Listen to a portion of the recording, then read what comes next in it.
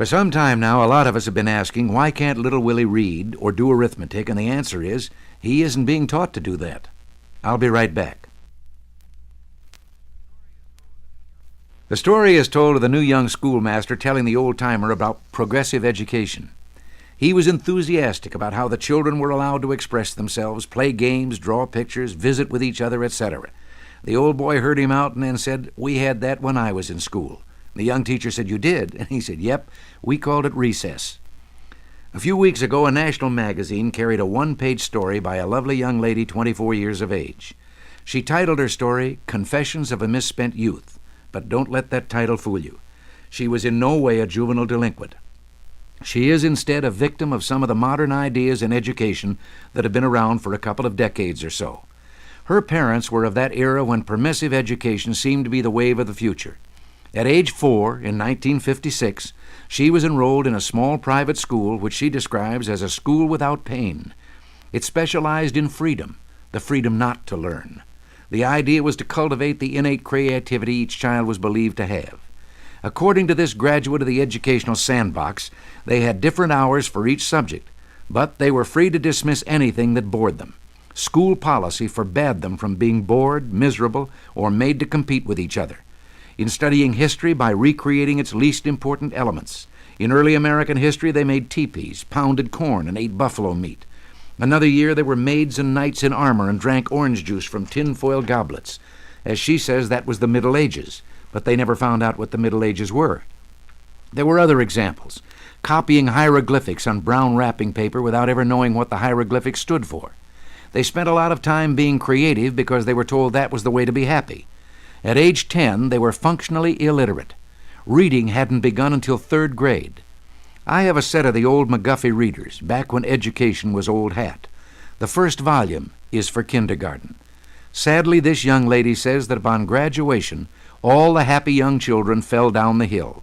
No matter what high school they went to, they were the underachievers, more handicapped than any underprivileged children. One of her fellow students killed himself after flunking out of the worst high school in New York at age 20. Others have put in time at various mental hospitals. Her own mother was advised to give her psychological tests to find out why she was blocking out information. She wasn't blocking it out.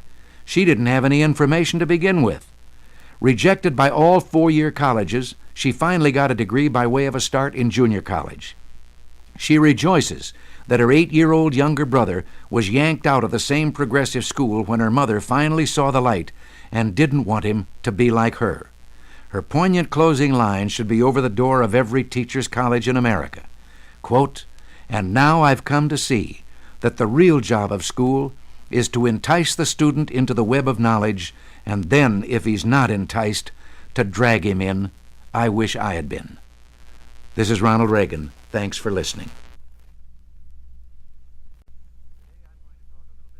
Today I'm going to talk a little bit more about education just to get something off my chest. I'll be right back.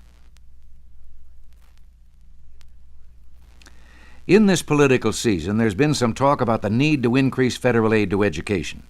Indeed, the National Education Association proclaims a crisis in education which can only be met by massive infusions of billions of federal dollars. Well, however you define crisis, we can at least agree in the last 20 years the quality of education has declined by anyone's standard.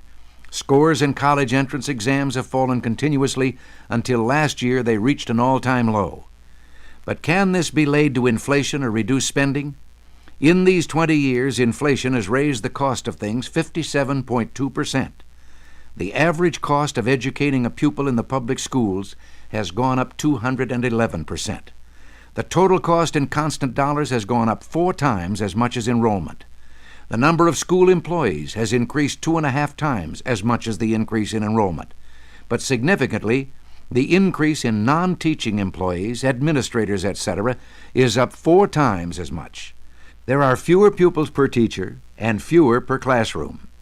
In what has been called the most thorough study of the public schools ever made, Dr. James Coleman of Johns Hopkins University says there is no relationship or ratio between the quality of education and class size or the number of pupils per teacher or cost of teacher salary.